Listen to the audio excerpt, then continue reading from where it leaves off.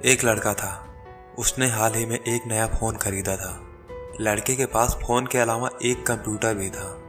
वह फ़ोन और कंप्यूटर में इतना डूब गया कि खुद को ही भूल गया। वह पूरा पूरा दिन फ़ोन और कंप्यूटर में गेम्स खेलता था। उसने अपने लाइफ के पूरे 4 साल ऐसे ही बिता दिए। पढ़ाई में भी वह लड़का काफ़ी कमज़ोर हो गया था। स्कूल भी बहुत कम जाने लगा।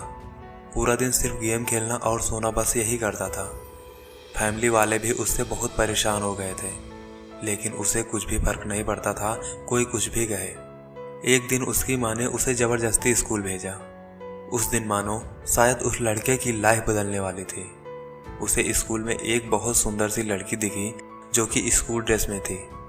अगले दिन लड़का स्कूल आया, लेकिन उसे वह लड़की नहीं दिखी। लड़का 5-6 दिन तक स्कूल आया, लेकिन उसे वह लड़की नज़र नहीं आई। लड़के की माँ चौंक गई कि ऐसा क्या हुआ कि यह लड़का रोज़ स्कूल जाने लगा। एक दिन उसे वह लड़की दिखी। वह लड़की रोड से आ रही थी और बहुत सुंदर लग रही थी। लड़के ने उस लड़की का घर भी देख लिया था। फिर रोज़ उसी समय पर वह उस लड़की को देखने आता था और उसके घर के चक्कर काटता था। लड़की भी उस लड़के को देखकर हंसती थी और उसकी हंसी देखकर लड़का बहुत खुश हो जाता था। एक दिन हिम्मत करके लड़के ने लड़की को प्रपोज कर दिया। लड़की ने एक्सेप्ट कर लिया। वह लड़का उस दिन बहुत खुश था। एक दिन दोनों एक साथ घूमने गए। दोनों ने काफ़ी मज़े किए। वो दोनों एक साथ स्कूल और ट्यूशन जाने लगे। लड़की का नाम रूही था। उसने उस लड़के को मानो पूरी तरह से बदल दिया। एक दिन स्कूल जाने से पहले रूही का फ़ोन आया और उसने कहा कि हम दोनों साइकिल से एक साथ स्कूल चलेंगे। लड़के ने कहा ठीक है, तुम रुको, मैं तुम्हें लेने आता हूँ। लड़का रूही के पास आया और उसे अपने साइकिल के पीछे बैठा लिया।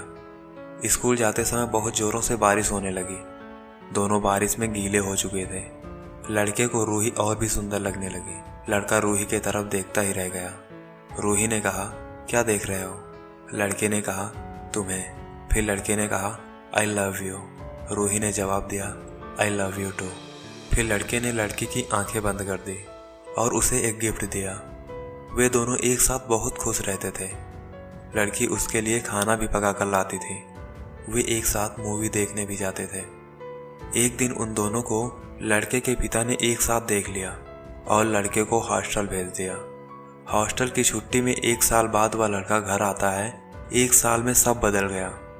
लड़का रूही के घर की तरफ गया, लेकिन उसे रूही नहीं दिखी। पूरी छुट्टी में उसे रूही दिखाई नहीं दी। न्यू ईयर के वक्त रूही अपने घर वापस आई। उसने फिर रूही को फ़ोन लगाया और मिलने के लिए रिक्वेस्ट किया। रूही नहीं मान रही थी। बहुत रिक्वेस्ट करने के बाद रूही मान गई। रूही आई और उसे देखते ही लड़के ने उसे गले लगा लिया और उसकी आंखों से आंसू आने लगे। फिर लड़के ने कहा आई लव यू रूही, मैं तुम्हें बहुत प्यार करता हूँ।